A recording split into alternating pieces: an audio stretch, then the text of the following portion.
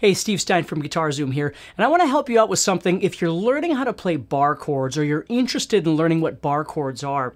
I actually have a guitar course called Barre Chords Made Easy that's going to help you a lot with this. And what I want to do today is I want to give you a little bit of advice that I wish I had had when I was first learning how to play bar chords.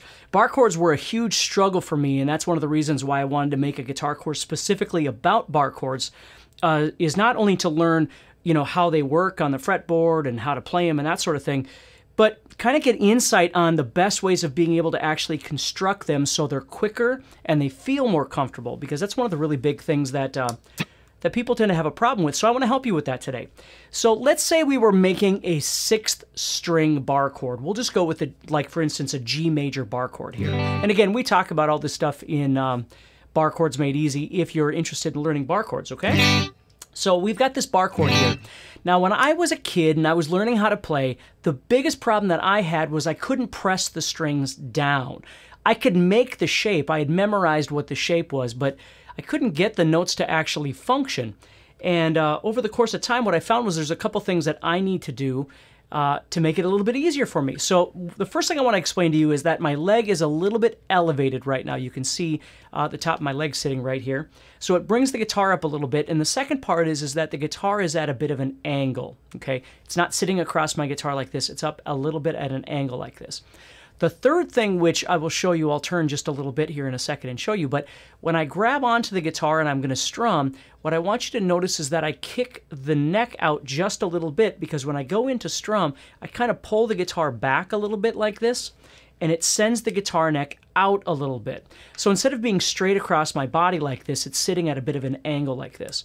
Okay, so the guitar is elevated a little bit, the guitar neck is up a little bit, and it's out a little bit. So that's the first step. The second step is when you go to create this bar chord, okay, the trick for me is thinking about the shape of my index finger, which is the one doing all of the barring across the guitar. I'm barring across 6 strings. So the trick is, when I'm making this, I don't use the flat part of my finger here. What I do is I kind of use the side. Now, it's not completely on the side, but it is a little bit at an angle here, and let me show you what I mean. So when I come across the guitar like this, instead of thinking of laying my fingers flat, which kind of puts my elbow out here, I turn my elbow in where I have some space here now because I've pushed the neck out a little bit. So my elbow comes in a little bit, and my chord is actually sitting at a bit of an angle like this. So if you think about it, this would be straight on, and this is where my elbow would be. So what I'm doing is I'm turning, I'm rotating. And the benefit of that, the number one benefit is, if you can see my finger here, you probably can't really tell, but it's not flat because of the knuckles, right? If I turn a little bit towards the side of my finger, it's got a flatter edge. Even if I was to turn my finger a little bit like this, it's still got a flatter edge. So what I learned how to do was bring that elbow in a little bit and make that chord. Okay, and that way, even if I turned the knuckles a little bit like this with my finger, I could still create that straight line. Now, please remember, you always want to get as close as you can to the actual fret wire when you're doing this as well, with all of your fingers, to try and make that a little bit easier. Okay, so if you're interested in learning bar chords, or you're in the process but you're having a hard time, again, I would highly recommend checking out Barre Chords Made Easy, and I guarantee I can help you with some of these problems. So we're going to learn how to play across the fretboard. We're going to learn how to play all kinds of different bar chord shapes on different strings, how they connect together so you can play them in actual songs. But again, equally as important is the little tricks of the trade to try and get them a little bit easier for you to make, like what I'm explaining to you right now. So if you are in the process of learning some bar chords and you're having a hard time, this little technique here is something that's worth trying. Okay, I probably spent, I don't even know how long, but it was for sure more than 2 months learning how to play a 6-string bar chord, which is what I'm making right now.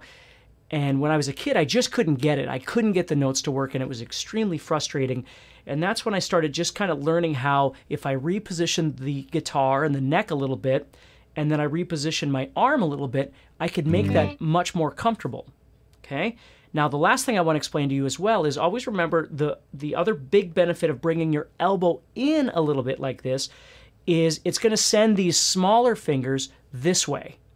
Okay, so if you think about it, again, if I was driving with a steering wheel, these hands or these fingers are down here.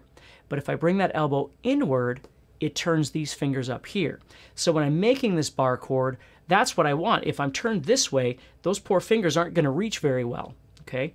But if I turn inward, I'm giving them a lot more space to be able to reach those higher strings, the thicker strings up here, the ones toward the ceiling up here, right? Okay, so it's just something to think a little bit. Please check out Barre Chords Made Easy if you're interested in learning bar chords, or you're in the process of learning them, or you just need some understanding on how they work, and I guarantee it's going to help you.